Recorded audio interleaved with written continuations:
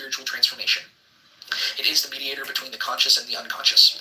Whereas the persona is the reconciler between the ego and the outer world, the soul image is the reconciler between the ego and the inner world.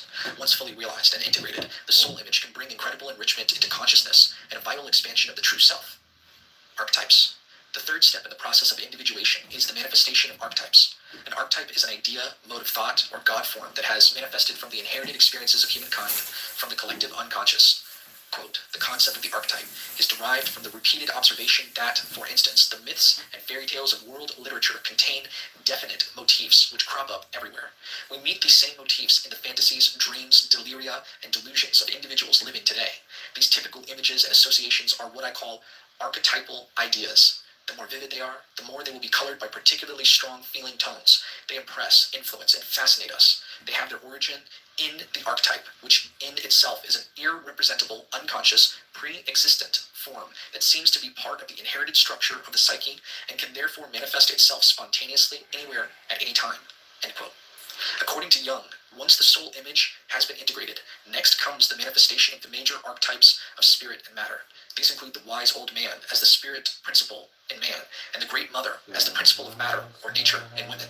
Here we are dealing with the primal roots of the psyche of either sex back to its origins, and the ancient god forms from which they derive.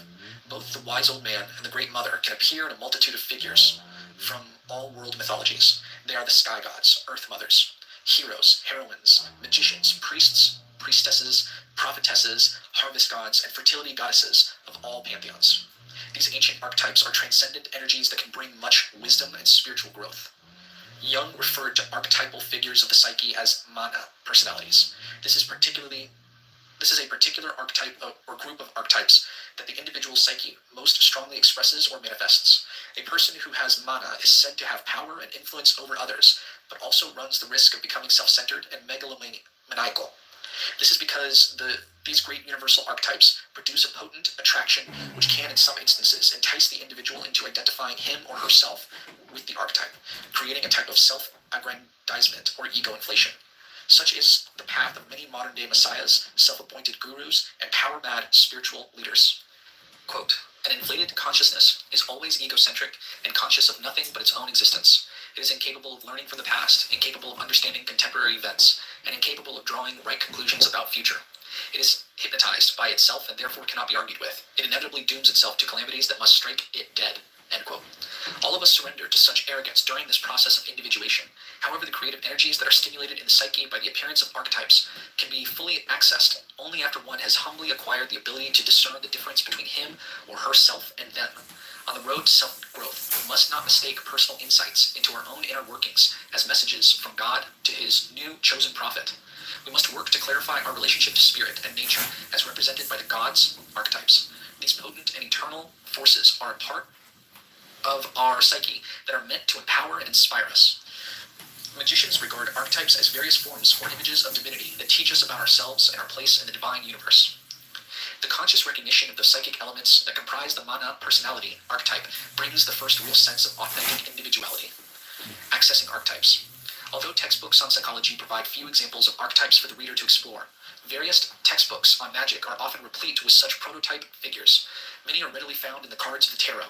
Meditation on these images, as well as a host of tarot exercises that can be found in such books as Madonna Compton's Archetypes on the Tree of Life, Gareth Knight's Tarot and Magic, Paul Foster Case's Book of Tokens, or our own book, The New Golden Dawn Ritual Tarot, can be used to identify and connect with the various archetypes that inhabit the psyche.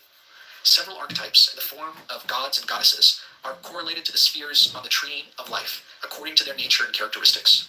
War and fire gods are assigned to Gebura, goddesses of love and pleasure to Netzach, etc. A small selection of deities from several pantheons are listed in Chapter 10. Meditation on these figures can aid in understanding the archetypal beings that one may encounter in the process toward true self-awareness. It is important that the student not fall into the trap of the psychologization of magic that is a result of misunderstanding Jung's theories. To the pop psycholo-occultist, the archetypes, deities, and symbols are simply creations of the human mind. They have no existence beyond the individual human being. Pop psychology sometimes gives the impression that humans create, work with, and discard archetypes as easily as an old pair of shoes in a kind of superficial mental role-playing game. This view does not do Jung's theory justice, since archetypes exist eternally and independently of any individual.